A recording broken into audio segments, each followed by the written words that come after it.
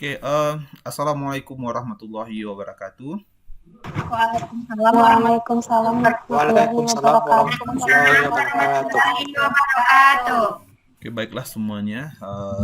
Hari ini ya, sesi ini kita akan masuk presentasi dari kelompok 5 ya, yang semestinya presentasi di hari Jumat kemarin.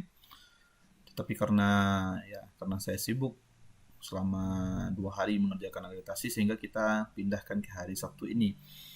Oke, baiklah semuanya. Sebelum kita mulai sesi ini, marilah kita sama-sama membacakan basmalah. Bismillahirrahmanirrahim. Mudah-mudahan ya dengan membacakan Bismillah cara kita ini menjadi berkah dan pahala untuk kita semua. Oke, baiklah tanpa memperpanjang, silahkan Septina untuk melanjutkan. Baik Pak.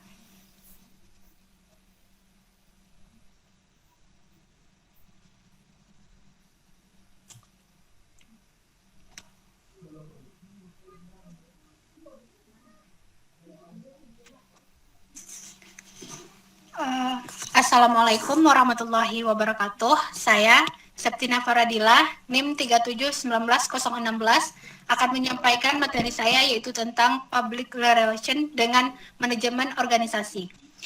Yang pertama saya akan menjelaskan tentang apa itu Public Relation. Public Relation merupakan fungsi manajemen yang khas yang mendukung pembinaan dan pemeliharaan jalur bersama antara organisasi dengan publiknya. Praktik dari public relation adalah sebagai jembatan antara perusahaan atau organisasi dengan publiknya, terutama tercapainya mutual understanding, yaitu saling mempunyai rasa pengertian. Selanjutnya yaitu definisi organisasi. Organisasi adalah sebuah wadah atau tempat berkumpulnya sekelompok orang untuk bekerja sama secara rasional dan sistematis, terkendali dan terpimpin untuk mencapai suatu tujuan tertentu dengan memanfaatkan sumber daya yang ada. Konsep organisasi. Oke, next aja. Baik, Pak. Unsur-unsur dan ciri-ciri organisasi. Next lagi. Menurut International Public Relations Association, boleh, nggak apa-apa, next aja.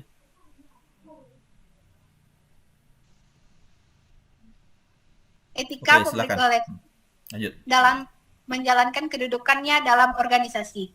Yang pertama, menjalin komunikasi yang baik bagi internal dan eksternal publik.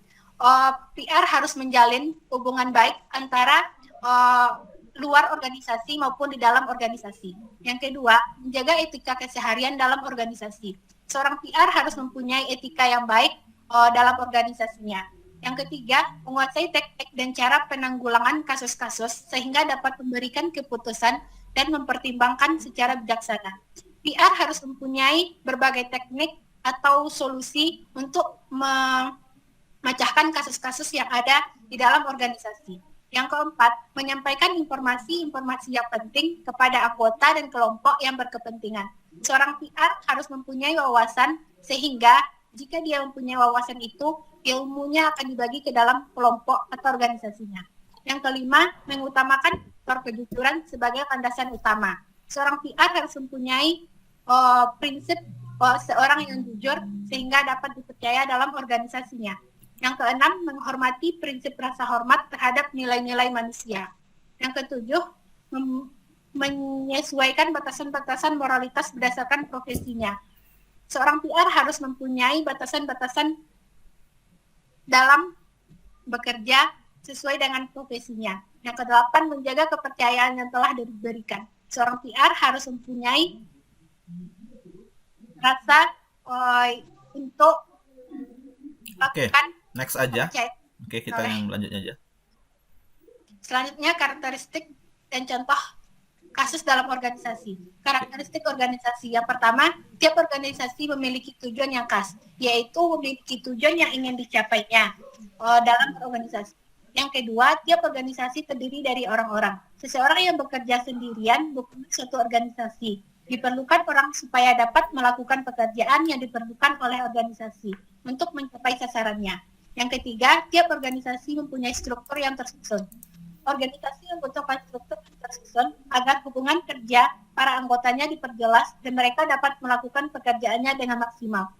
Contoh kasus dalam sebuah organisasi yaitu saya kutip dalam kasus di tim proyek PT Lek Instrumindo Indonesia Indo Jakarta. Yang penyebab kasusnya yaitu berkaitan dengan tingkat pencapaian sasaran organisasi dalam proses pelaksanaan proyek, terdapat berbagai hambatan dan penyimpangan yang sangat mengurangi kemampuan perusahaan untuk mencapai tujuan yang telah ditetapkan dalam rencana kerja, yaitu terjadi keterlambatan dan penyelesaian. Coba slide-nya next nih, mana slide-nya nih? Coba next slide-nya. Tidak saya buatkan, Pak. Oke. Ya, Pak. Oke, ya silakan ditutup. Baik, sekian presentasi dari saya. Saya kembalikan kepada Bapak. Ya, kalau bisa slide-nya itu nanti dibuat ya. Jadi istilahnya itu bisa semuanya lihat ya. Bisa semuanya lihat sambil baca juga. Oke, silakan Nopal bertanya.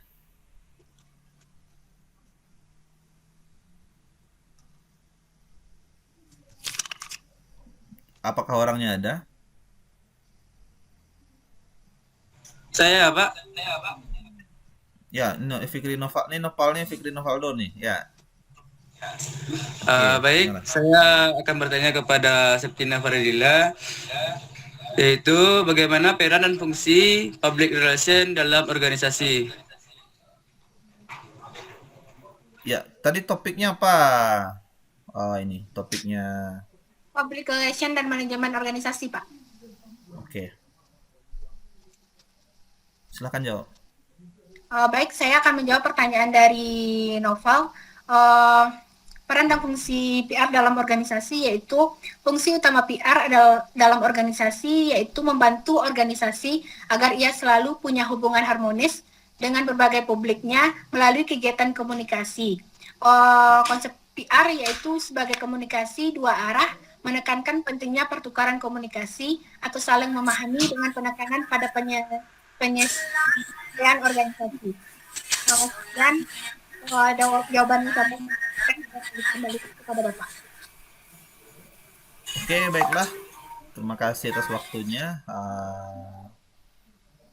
Mungkin kita lanjut langsung ke Niko. Silakan Niko. Baik, Pak.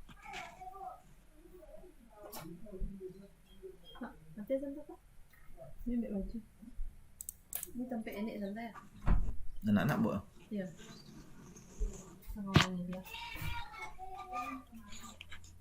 Baik, Assalamualaikum warahmatullahi wabarakatuh.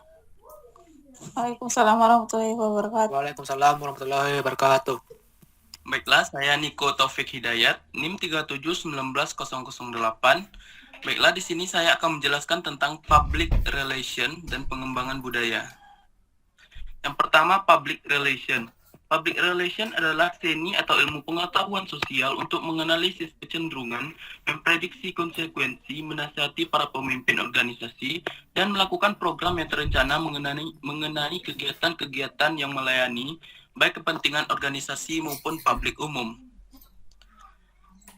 Di sini pengembangan budaya adalah suatu proses meningkatkan atau mempertahankan kebiasaan yang ada pada masyarakat dalam kajian mengembangkan masyarakat yang menggambarkan bagaimana budaya dan masyarakat itu berubah dari waktu ke waktu yang banyak ditujukan sebagai pengaruh global.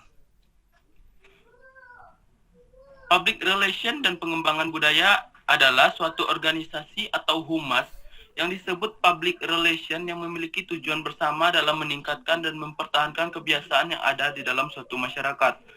Public relation dan pengembangan budaya menggambarkan bagaimana budaya dan masyarakat itu berubah tanpa merubah budaya asli dari waktu ke waktu yang ditujukan sebagai pengaruh global.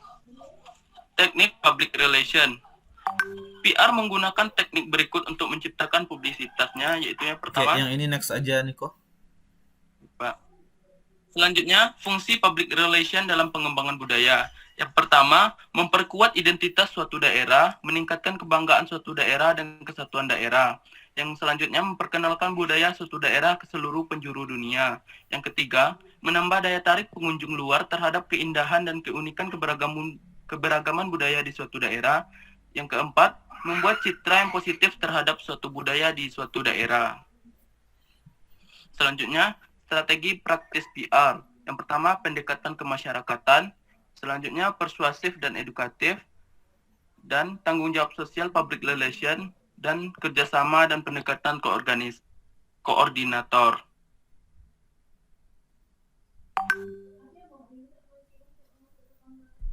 Oke. Mana Niko nih? Multikulturalisme. Yang ketiga, budaya partisipapora. Selanjutnya, hubungan public relation dengan pengembangan budaya. Hubungan dan kaitan public relation dengan promosi budaya dan wisata, yaitu wisata sangat membutuhkan perilaku informasi yang handal, baik, dimulai dari kesiapan objeknya, upaya promosi sehingga dapat mengetahui wisatawan, baik wisatawan lokal maupun wisatawan mancanegara. Oleh karena itu, budaya dan wisata kawasan Seribu Rumah Gadang Solok Selatan harus bekerja sama dengan pihak lain yang dianggap memiliki kualifikasi dalam bidangnya, seperti perusahaan yang bergerak di bidang PR. Oke, semuanya. Tunggu dulu Niko. Coba back. Ini penting sekali buat Nanda semua ya. Sekali saya ingatin ya, kalau misalnya besok presentasi jangan dibikin paragraf panjang seperti ini. Ya, lagi-lagi kita presentasi untuk audiens ya, bukan untuk kita. Biasanya audiens itu dia hanya bisa menangkap poin-poin sederhana saja. Jadi kedepannya kalau Niko presentasi ya, saya rekomendasikan nih hubungan public relation dan pengembangan budaya. Misalnya ada berapa poin? Ada 2 poin kah? 3 poin kah? Cukup poin judulnya saja bikin. Kalaupun ada penjelasannya sedikit, kasih tahu apa penjelasannya. Tapi harus dibuat poinnya 1, 2, 3. Kalau kayak gini kan orang bingung kan, orang lihat panjang nih apa nih sebetulnya. Jadi kalau dengan membuat poinnya apakah 1 poin, 2 poin, 3 poin, orang langsung nangkap, oh ini ya kegunaan public relation dalam pengembangan budaya ya. Tapi kalau kita bikin, makanya saya bilang berulang kali ya, sebisa mungkin hindari paragraf ya. Dan kalau bisa dalam PowerPoint itu bikin nomornya. Ada 3 poin ya, atau langsung judul aja. Ada 3 poin penting. Hubungan antara, misalnya seperti itu, nggak mesti seperti. Jadi yang jelas poinnya itu ada, sehingga kita capek-capek bikin materi, orang juga maksimal ya. Nanti kita udah bikin materi bagus-bagus, udah capek-capek karena kita tidak mengerti dengan istilahnya perilaku audiens atau harapan audiens, kita membuat presentasi sesuka kita, padahal audiens nggak maksimal outputnya nanti. Silakan lanjut. Baik Pak. Selanjutnya, contoh kasus dalam pengembangan budaya kawasan Seribu Rumah Gadang. Kawasan Seribu Rumah Gadang adalah objek wisata budaya di Negari Kota Baru, Kecamatan Sungai Pagu, Kabupaten Solok Selatan, Sumatera Barat, Indonesia. Di sini terdapat banyak rumah gadang, rumah tradisional Minangkabau dalam berbagai bentuk dan ukuran. Pada tahun 2017, kawasan ini dinobatkan sebagai kampung adat terpopuler di Indonesia. Kawasan Seribu Rumah Gadang meraih juara pertama dalam ajang Anugerah Pesona Indonesia API 2007 sebagai kampung adat terpopuler yang diselenggarakan Kementerian Pariwisata di Jakarta. Selanjutnya, analisis SWOT pengembangan wisata Seribu Rumah Gadang Solok Selatan. Yang pertama, kekuatan dalam pengembangan budaya Seribu Rumah Gadang adalah mendapatkan peringkat pertama dalam ajang Anugerah Pesona Indonesia API 2007 sebagai kampung adat terpopuler yang diselenggarakan Kementerian. Yang peluang dalam pengembangan budaya Seribu Rumah Gadang adalah satu-satunya tempat di Solok Selatan yang memiliki suatu kawasan yang banyak terdapat rumah gadang, yaitu rumah adat Minang. Kelemahan dalam pengembangan wisata Seribu Gadang adalah kondisi jalan dari Solok menuju Solok Selatan yang kurang memadai. Selanjutnya, ancaman dalam pengembangan Seribu Rumah Gadang Solok Selatan yaitu kurangnya wisatawan dari luar daerah dikarenakan kondisi jalan yang kurang memungkinkan atau kurang bagus untuk ditempuh. Sekian presentasi dari saya sampaikan kepada Bapak. Ya, baiklah, Maisaro silahkan bertanya.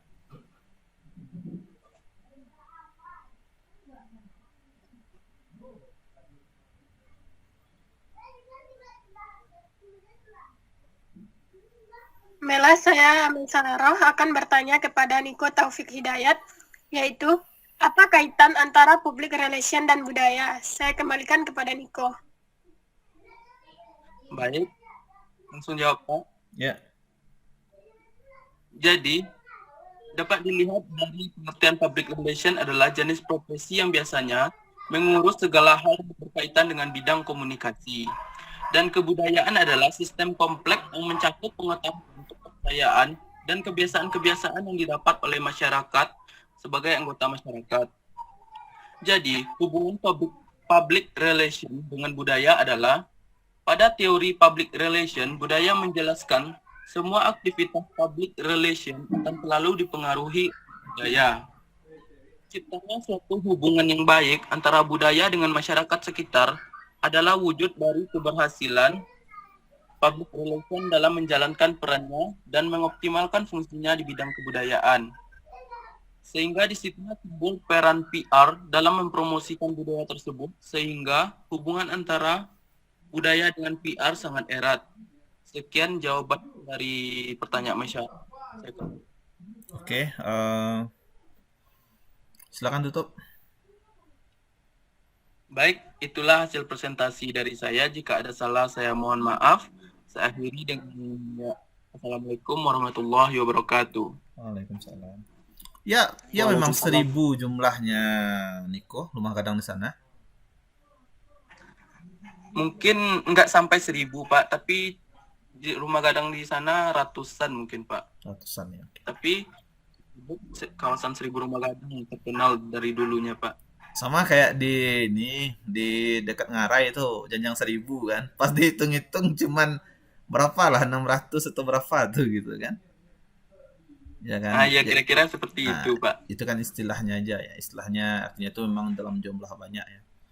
Ya kalau saya pribadi ngelihat ini sebuah potensi yang ya publikasi ya. Kalau Anda kuliah marketing dengan saya nih ya, Anda udah harus buat video tuh bagaimana mempromosikan daerah tersebut ya. Sayang sekali kita nggak kuliah marketing ya. Kalau kuliah marketing nanti dieksplor ya lebih dalam lagi nih mengenai produk-produk kita. Oke, selanjutnya silakan Ali Fatin.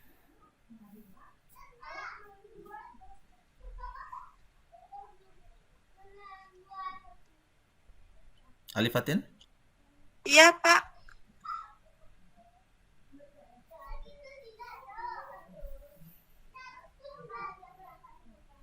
Ada nampak PPT-nya, Pak. Coba diputar ya, diputar dirotasikan. Oke, ada. Assalamualaikum warahmatullahi wabarakatuh. Waalaikumsalam warahmatullahi wabarakatuh. Di sini saya akan menyampaikan materi tentang public relation dan goodwill itikat baik perusahaan.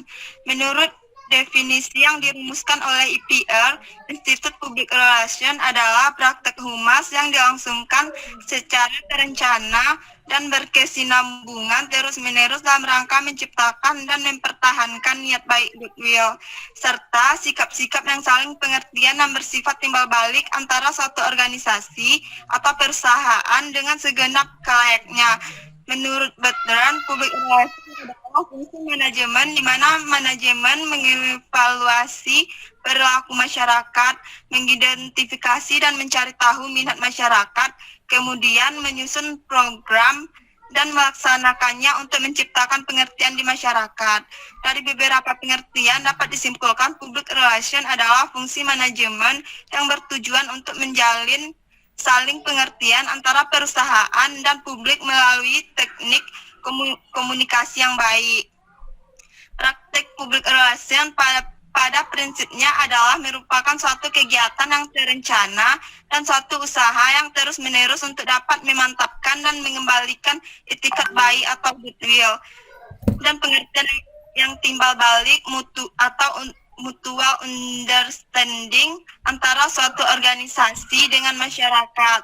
Pada era globalisasi ini, peran marketing public relation menjadi semakin penting karena itikat baik atau goodwill menjadi suatu bagian dari profesionalisme yang pasti akan terbentuk karena pembentukan simpati konsumen secara efektif dan efisien sudah merupakan keharusan di mana tingkat kompleksitas dan pemuasan kebutuhan nasabah sudah mencapai tingkat yang canggih dalam kegiatan pengemasannya.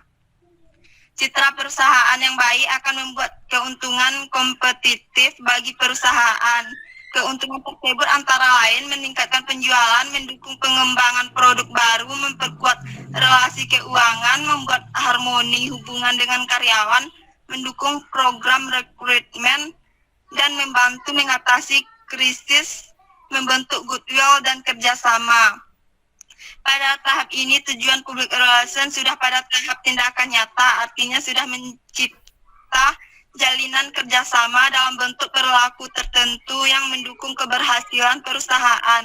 Dalam tahap ini diharapkan publik secara nyata mendukung program-program perusahaan, misalnya publik turut serta menyukseskan kampanye public relation atau tahap loyal mengkonsumsi produk perusahaan.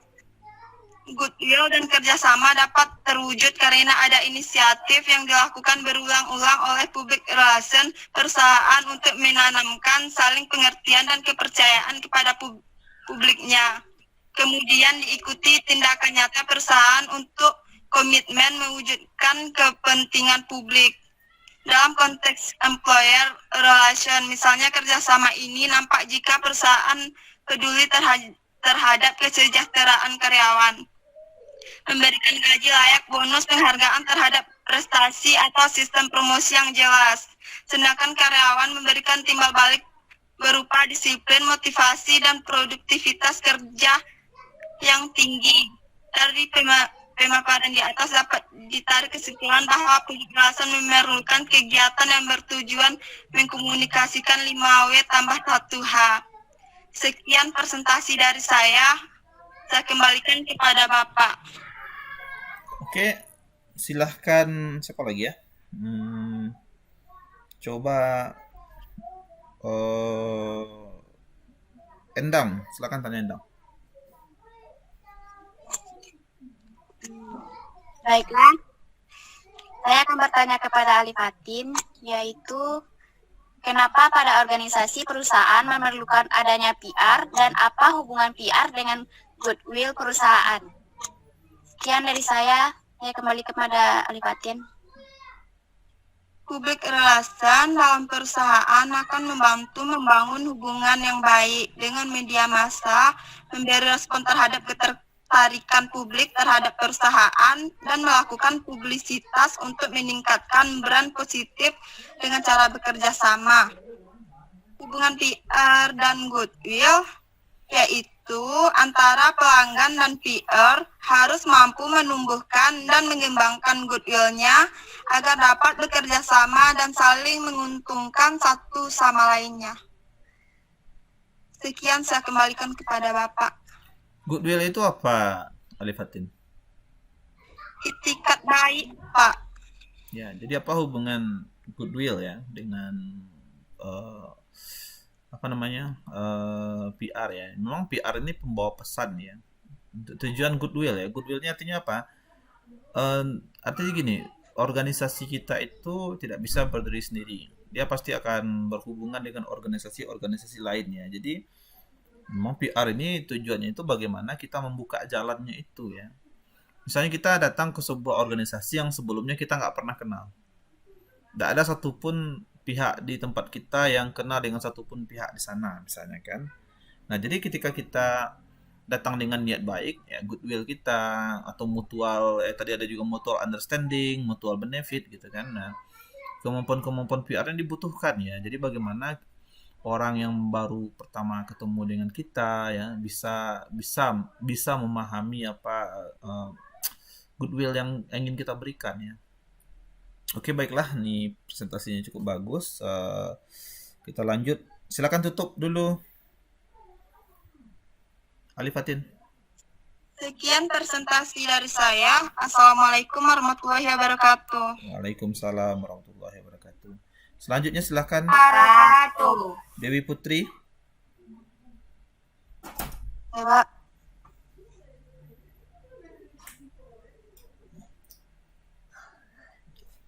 Tolong.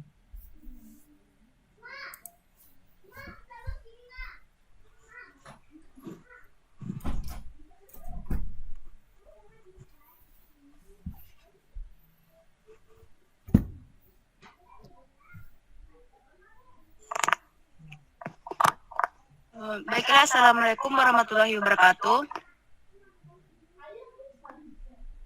Waalaikumsalam warahmatullahi wabarakatuh. Waalaikumsalam warahmatullahi wabarakatuh. Baik, selanjutnya saya akan membahas tentang public relation dan perilaku konsumen.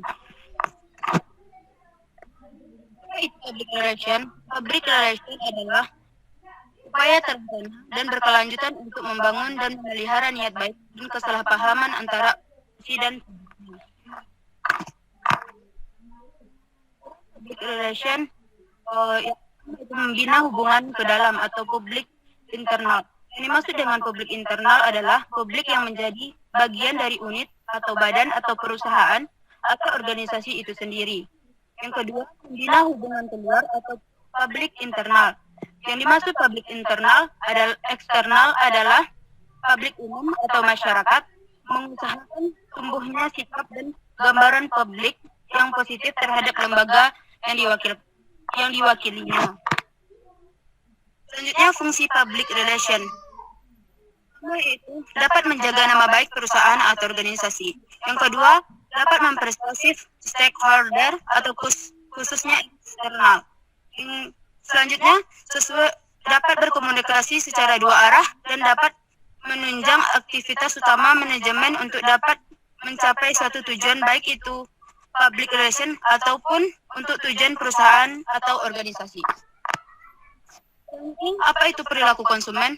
Perilaku konsumen yaitu proses dan aktivitas ketika seseorang berhubungan dengan pencarian, pemilihan, pembelian, penggunaan, serta pengevaluasian produk dan jasa demi memenuhi kebutuhan dan keinginan. Konsumen secara umum terbagi dua. Yang pertama itu ada rasional. Rasional adalah tindakan perilaku konsumen dalam pembelian suatu barang dan jasa, mengedepankan aspek-aspek konsumen yang secara umum, seperti tingkat kebutuhan mendesak, kebutuhan pertama atau primer. Yang kedua ada irasional.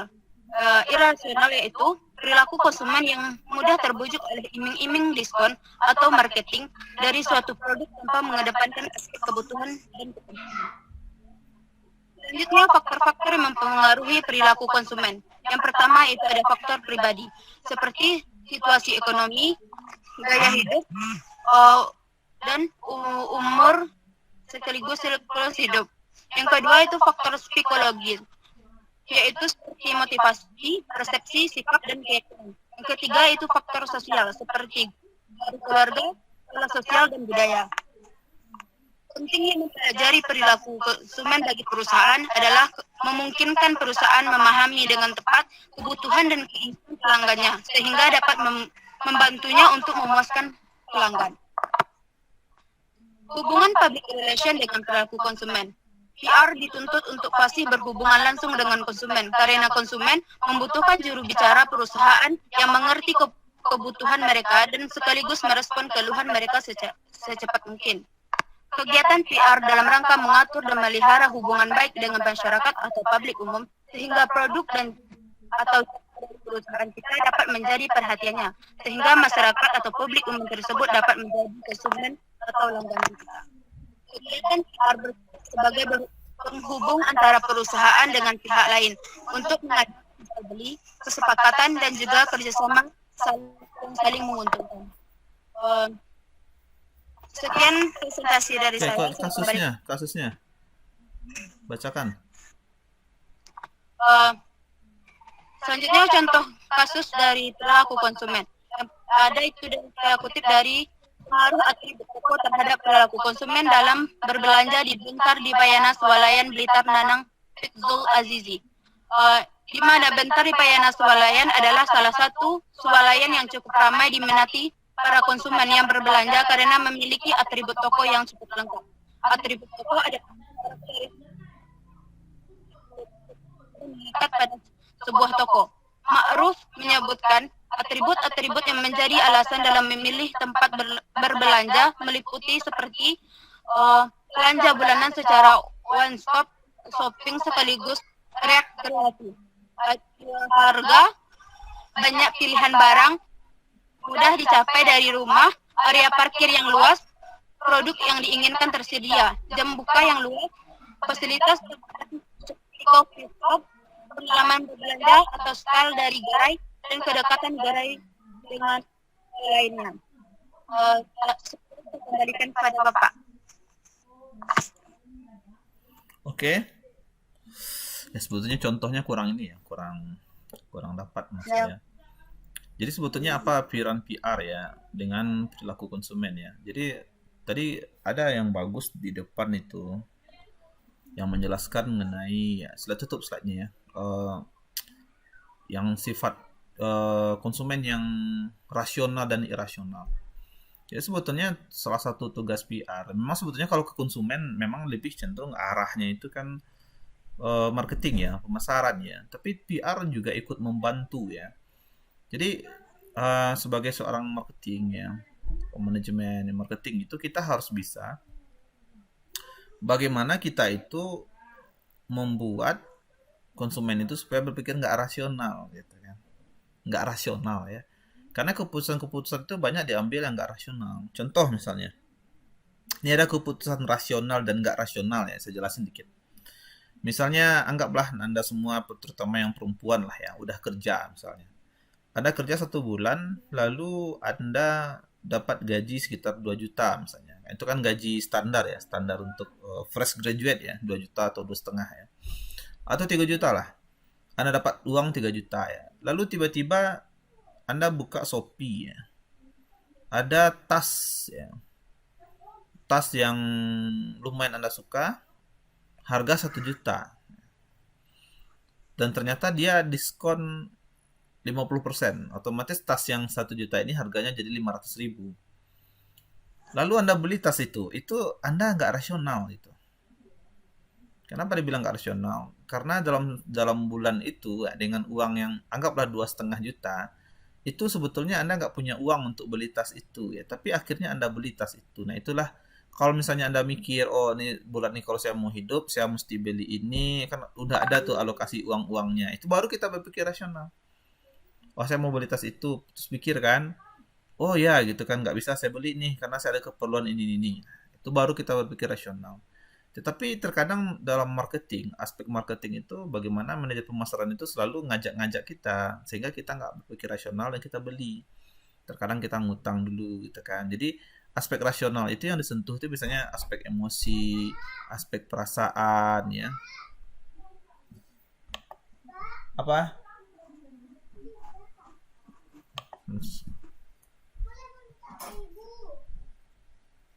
Tidak ada. Pak ngajar. Apa lagi cepat lah, Pak ngajar. Tidak ada apa ibu sini. Tidak ada ibu dong. Tolong tutup pintu. Pak ngajar. Nah, maksud saya itu di sini ya. Maaf ya ada gangguan sedikit. Maksud saya gini, jadi ketika kita mencari perilaku konsumen, jadi kita harus tahu apa saja yang menggerak-gerakkan mereka ya. Jadi fungsi PR di sana ya membangun reputasi produk kita, membangun reputasi dari perusahaan kita sehingga dengan konsumen ya mudah aja percaya aja beli produk kita. Contoh kayak misalnya Aqua misalnya. Aqua itu kan minuman mineral dalam gelas ya, tapi sekarang orang udah sebut Aqua aja gitu kan. Nah, karena itu kan pihak Aqua itu kan banyak sekali melakukan kegiatan PR itu. Misalnya mereka Aqua melaksanakan kegiatan CSR, kegiatan sosial, misalnya kan ini Aqua telah membantu ini sehingga image di mata masyarakat itu Aqua ini perusahaan yang bagus. Lalu ketika mereka beli produknya, padahal kalau dilihat misalnya harga Aqua 1 gelas 1.000 misalnya kan, kalau yang merek biasa kan 500. Sebetulnya tujuan air mineral itu kan hanya untuk menghilangkan dahaga gitu kan. Kadang-kadang orang mikir Aqua lebih bagus gitu, karena lebih mahal. Kenapa orang percaya Aqua lebih bagus ya? Karena pihak PR-nya itu sudah berulang kali membangun image yang bagus mengenai kampus. Nah ini tidak berlaku satu sisi saja yang positif ya, tapi juga di sisi negatif juga bisa berlaku. Contoh misalnya tanpa kita sadari ya. Contoh kayak misalnya, sekarang saya mau nanya siapa tadi presentasi? Yang presentasi itu siapa? Dewi. Nah, saya mau tanya nih, Dewi tinggal di mana? Di Pariaman, Pak. Nah, Pariamannya di mana nih? Di Sari. Oke, sekarang saya mau nanya. Di kampung Dewi, image kampus kita baik atau tidak? Atau biasa aja? Kalau biasa aja, Pak, soalnya Iya, yang di ke kampung tuh nggak terlalu sama orang, Pak. Nah, saya pernah cerita di kampung saya ya. Ini PR saya sebagai dosen juga ya. Saya ngomong seperti ini bukan berarti konteks ya untuk menjelekkan kampus ya, tapi ini sebuah PR yang sangat berat yang harus saya tanggung untuk mengembangkan kampus.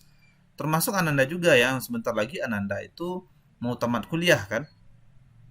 Kalau di kampung saya, IAIN Bukit Tinggi ini image-nya itu ya kurang begitu, bukan kurang begitu bagus ya, tetapi tidak begitu ini betul, tidak begitu apa namanya, tidak begitu bergengsi lah istilahnya. Ini saya cerita ini hanya untuk pelajaran ya, karena ini juga PR saya dan ini termasuk PR Nanda juga karena suatu saat Nanda akan jadi alumni di sini ya. Nah, kita semua tentu berharap dengan menjadi universitas nanti kita bisa berkembang lebih maju ya. Di kampung saya itu ada sebuah stereotype ya. Stereotype ini istilahnya itu semacam apa namanya ya, semacam stereotype ketika ditanyakan sama sama anak-anak di kampung saya gitu kan, gimana mau kuliah misalnya, kenapa nggak kuliah di IAIN Bukit Tinggi ya, kata misalnya seperti itu ya. Saya nggak mau katanya, kenapa, karena ini titik titik titik ya, misalnya kan saya nggak bisa jelasin itu juga secara detail kan karena ini saya ngerekam ya. Jadi artinya itu apa? Artinya itu semua pihak ya, sebetulnya bukan public relation saja, tapi semua pihak itu dia juga bisa membentuk image dari sebuah organisasi. Termasuk Nanda semua, misalnya Nanda tamat kuliah, misalnya Nanda kerja di tempat yang bagus, yang keren gitu kan. Itu kayak misalnya adik-adik Anda nanti kan, misalnya Dewi kan. Bu Dewi itu hebat, pintar ya gitu. Bu Dewi itu tamatan mana sih gitu kan? Oh, Bu Dewi tamat IAIN Bukit Tinggi gitu kan. Yuk, kita kuliah ke sana gitu. Tapi kalau misalnya setelah tamat ijazah sudah Ibu Dewi ternyata tempat pekerjaannya biasa aja atau tergolong tidak menarik gitu kan. Nanti orang ngomong gitu, oh diajak sama orang gitu. Kuliah di sana yuk. Oh, nggak mau ah, nanti kayak Bu Dewi misalnya kan. Bu Dewi tamat sana kerjanya cuman itu ya. Jadi artinya di sini itu peran PR itu sangat besar sekali ya. Jadi bagaimana kita PR itu harus terus-menerus memberikan berita baik mengenai organisasi kita, apa kelebihan-kelebihannya kita sampaikan ya. Nah, itu dia PR itu ya memang. Dan PR juga tidak bisa berdiri sendiri. PR juga harus dibantu oleh seluruh unit. Ya seluruh unit harus punya prestasi.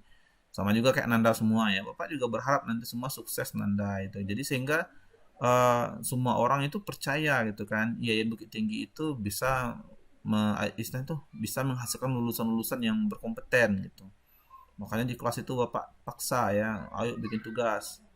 Yuk, bagus gitu kan. Kita harus lebih lebih unggul dibandingkan mahasiswa di tempat lain. Karena pada ujung-ujungnya nanti ini akan menimbulkan image tadi. Ya, seperti topik yang si Dewi tadi kan? Ya kan? Mana Dewinya nih? Pak. Nah, kan perilaku konsumen. Salah satu hal yang mempengaruhi perilaku konsumen itu kan juga adalah image. Ya, image dari produk. Ya, oke. Oke, silahkan Suci Maharani bertanya. Baik, Assalamualaikum warahmatullahi wabarakatuh. Saya akan bertanya kepada pemateri, yaitu bagaimana PR bisa membangun loyalitas pelanggan. Sekian, saya kembalikan kepada pemateri.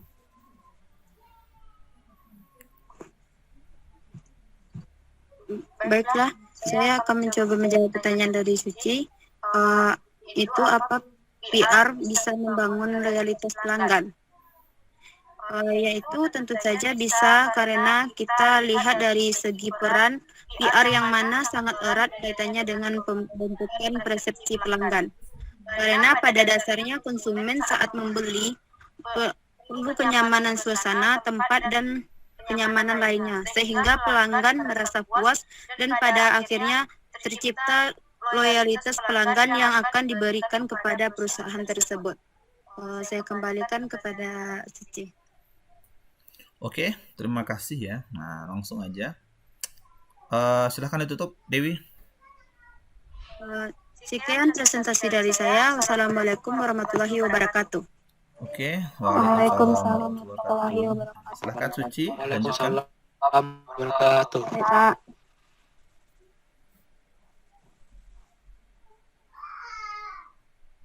Assalamualaikum warahmatullahi wabarakatuh.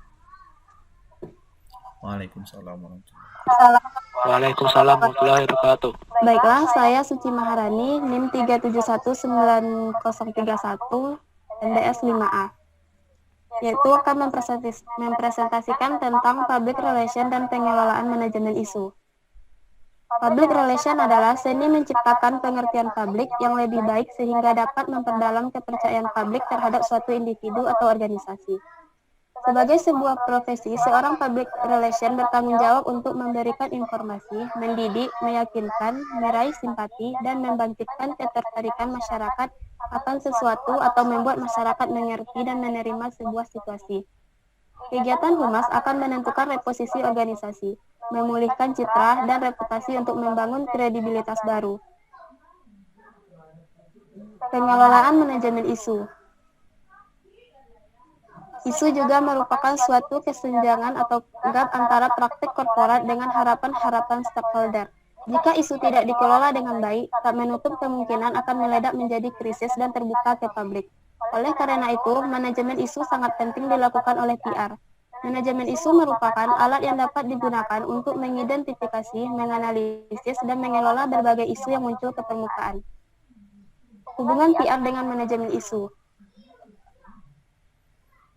Tujuan-tujuan manajemen isu adalah untuk mengelola isu yang beredar di publik.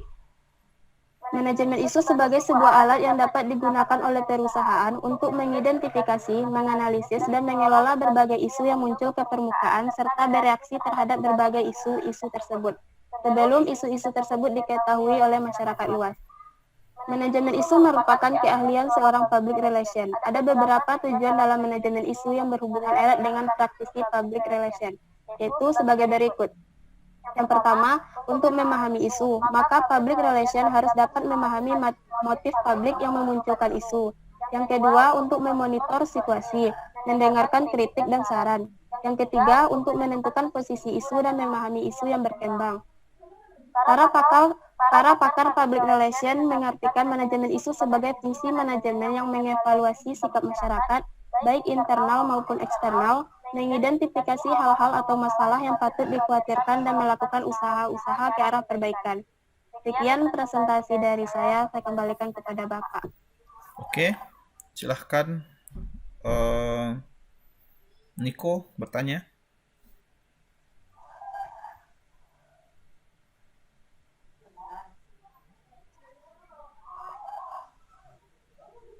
Niko keluar dari map, Pak.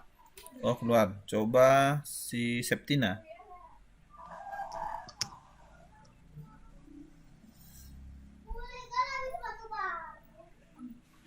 Oh, baik, saya Septina Faradila akan mencoba bertanya kepada Suci Maharani. Bagaimana cara PR melakukan manajemen isu untuk mencegah terjadinya krisis? Sekian, saya kembalikan kepada pemateri. Baiklah, saya akan menjawab pertanyaan dari Septina, yaitu bagaimana cara PR melakukan manajemen isu untuk mencegah terjadinya krisis, yaitu dengan membuat strategi komunikasi krisis, membuat kronologi kejadian, serta mengidentifikasi pihak-pihak yang terkait. Sekian jawaban dari saya, kembalikan kepada Bapak. Oke, terima kasih. Silakan ditutup. Hanya sekian presentasi dari saya. Assalamualaikum warahmatullahi wabarakatuh. Waalaikumsalam. Waalaikumsalam warahmatullahi wabarakatuh. Selanjutnya Endang. Warahmatullahi wabarakatuh. Baik, Pak.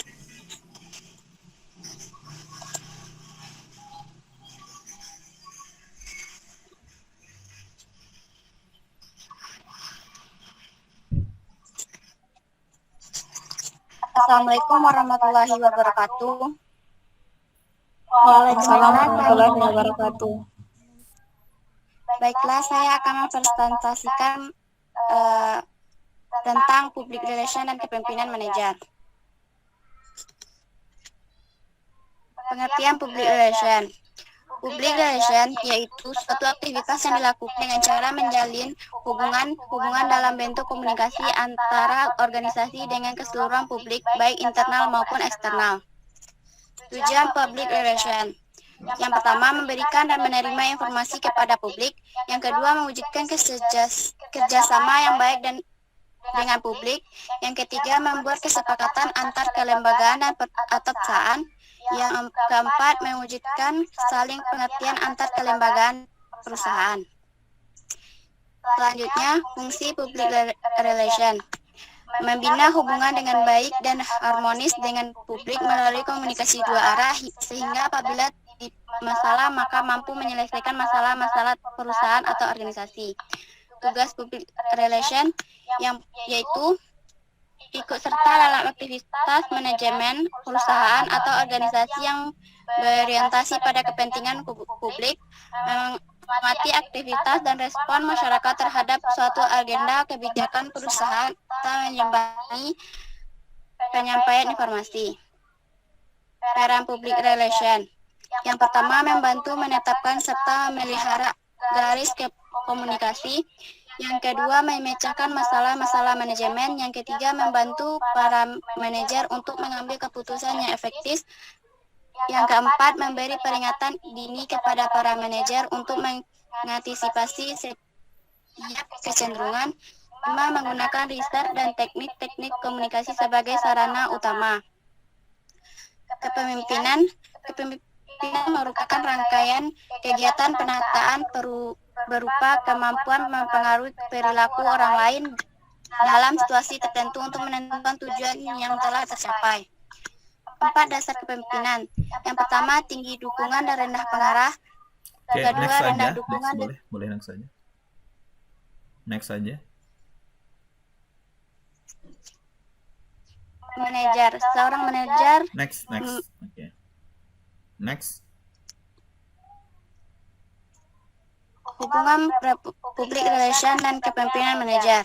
Dalam kepemimpinan harus mempunyai sifat human relation karena seorang pemimpin harus tahu masalah internal dan eksternal.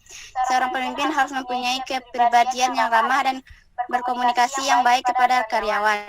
Karena seorang pemimpin harus bisa mempunyai pendekatan yang baik terhadap bawahannya dan mampu membaca karakter, sikap, dan perilaku bawahannya. Sekian dari saya kembalikan kepada Bapak. Oke, silahkan. Siapa yang belum bertanya lagi? Ali Fatin? Iya, Pak.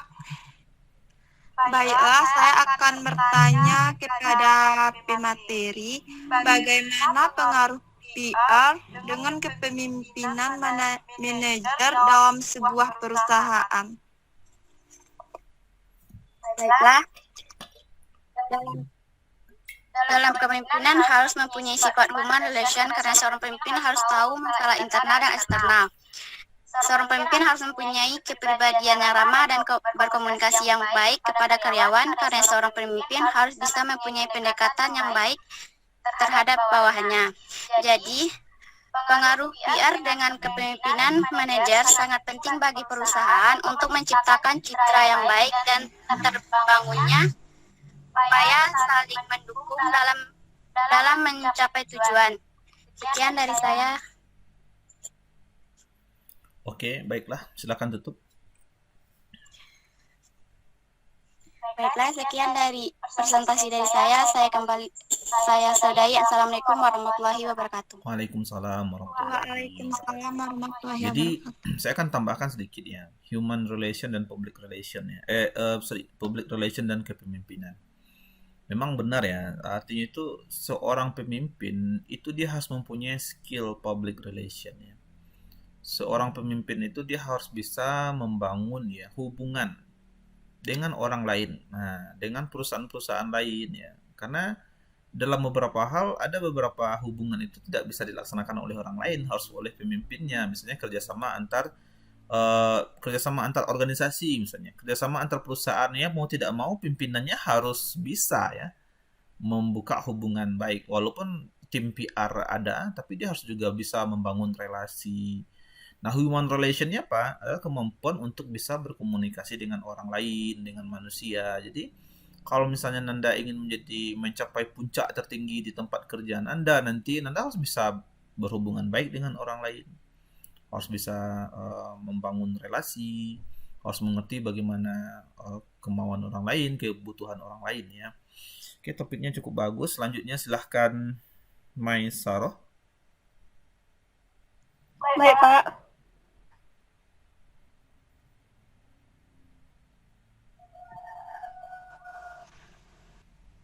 Assalamualaikum warahmatullahi wabarakatuh. Waalaikumsalam. Waalaikumsalam Waalaikumsalam warahmatullahi wabarakatuh.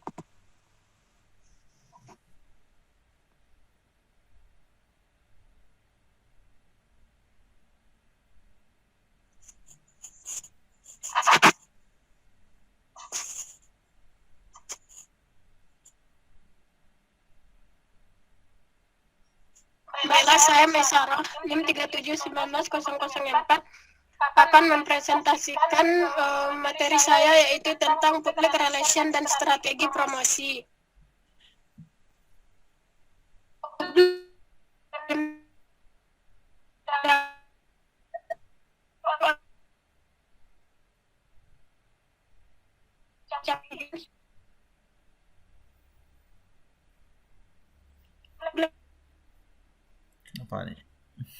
Kenapa nih jaringannya ya? Atau jaringin saya nih?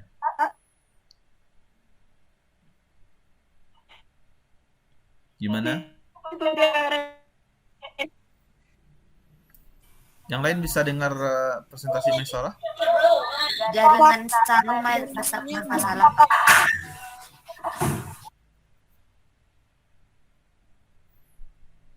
Oke, mungkin Mesarah.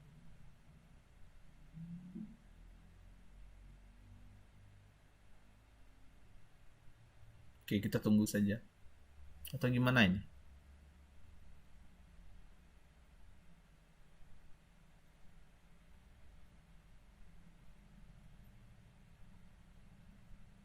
Tujuan public relation.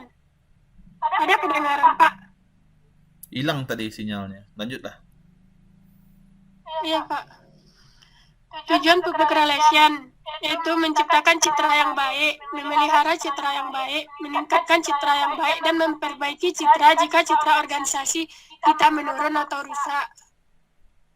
Strategi promosi. Strategi promosi adalah perencanaan serangkaian aktivitas untuk memilih dan melaksanakan cara promosi yang tepat bagi perusahaan. Tujuan dari strategi promosi. Strategi promosi bertujuan untuk meningkatkan penjualan, mempengaruhi minat konsumen untuk membeli produk. 3. Mempengaruhi tingkat keinginan pembeli untuk melakukan repeat order. 4. Memperluas pasar dan menambah konsumen baru. 5. Mencari konsumen atau pelanggan yang loyal terhadap produk perusahaan. 6. Mengalahkan pesaing yang mempunyai produk dalam segmen yang sama. 7. Mengembangkan ide dan inovasi untuk meningkatkan penjualan produk. 7. Meningkatkan volume dan kualitas produk. Karakteristik strategi promosi. Strategi promosi memiliki karakteristik yang harus menjadi dasar dari penyusunannya. Perusahaan dapat mempertimbangkan hal berikut ini saat akan melakukan strategi dalam menjual produknya. Di antaranya yaitu komunikasi intensif, invitation, klasifikasi strategi promosi, yaitu strategi promosi diklasifikasikan dalam beberapa bentuk, yaitu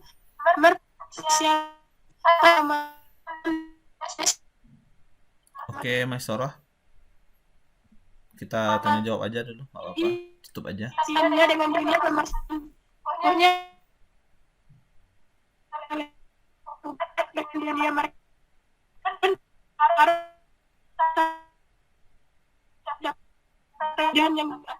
Tujuan secara finansial, tujuan pada atau perusahaan. Saya kembalikan kepada Bapak. Oke, siapa yang belum bertanya? Dewi ya? Dewi Putri. Ya, silahkan. Baik, saya akan bertanya kepada Maisaroh. Bagaimana fungsi public relation dan dalam strategi promosi?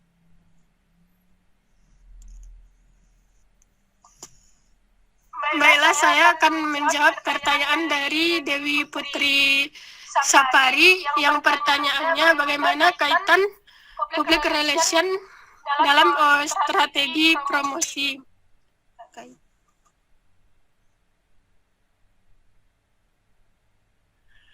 Public relation merupakan salah satu alat pemasaran yang bisa melakukan evaluasi atau persepsi sikap dan pandangan masyarakat umum atau publik dan konsumen umum maupun khusus atau segmen atas aktivitas dan kebijakan perusahaan atau merek produk untuk kemudian melakukan serangkaian aktivitas yang diperlukan agar tercipta citra positif. Serangkaian aktivitas inilah yang sering disebut sebagai pemasaran humas atau marketing public relation yang memiliki tugas khusus untuk menciptakan citra positif tentang aktivitas pemasaran, kebijakan atas merek dan distribusi produk, serta aktivitas lain yang berhubungan dengan pemasaran, distribusi, dan komunikasi. Sekian dari saya kembalikan kepada Bapak. Oke, silakan tutup.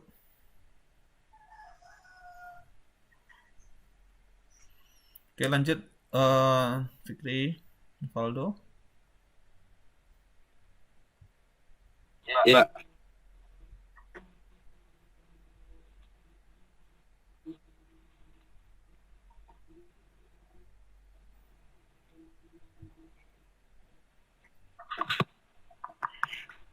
Baik, saya di sini akan menyampaikan materi tentang public relation manajemen sosial media. Sebelum itu perkenalkan, nama saya Fikri Novaldo, NIM 379013, kelas MBSA, Fakultas Ekonomi dan Bisnis Islam. Yang pertama, public relation.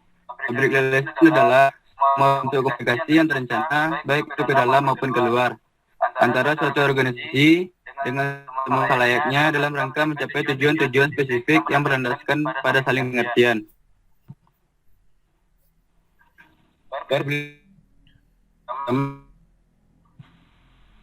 Praktisi organisasi nomor dapat mencari hubungan dengan fasilitator komunikasi. Ini bertindak sebagai komunikator atau mediator untuk membantu dalam untuk apa yang dilihatnya. Peranan komunikasi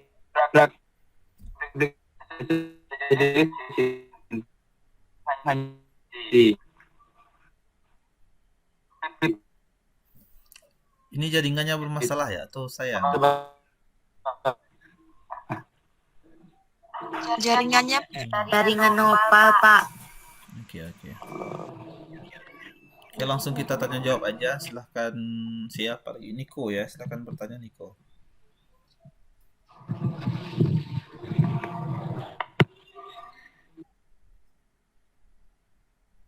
Niko nggak ada juga. Oke lah. Baiklah Anda semua, sekian ya presentasi kita hari ini di pertemuan kelima. Apakah ada yang ingin ditanyakan? Tidak ada. Boleh saya izin tutup presentasi kita? Boleh, Pak. Alhamdulillah presentasi kita udah selesai. Mudah-mudahan nanti kita bisa ketemu ya. Oh ya, ini saya juga jangan lupa nanti kalau saya upload di YouTube, tolong Anda komen ya. Di komen saja ya. Itu untuk menunjukkan kalau kita udah berpartisipasi ya. Dan satu hal yang paling penting, oh ya, kalau misalnya ada kemarin di kelas ini yang follow YouTube saya, nah, subscribe istilahnya ya. Saya kan nggak pernah maksa subscribe ya, nggak pernah itu ya. Nah, kalau misalnya ada yang subscribe YouTube saya, tolong di grup dikabarin ya, karena nanti akan saya subscribe balik ya. Saya prinsipnya seperti itu ya. Saya nggak pernah minta mahasiswa follow saya. Dan untuk kegiatan di YouTube itu, kenapa video-video kita itu harus Anda komen? Itu pun kan tujuannya tanda Anda sudah mengikutinya gitu. Itu saja.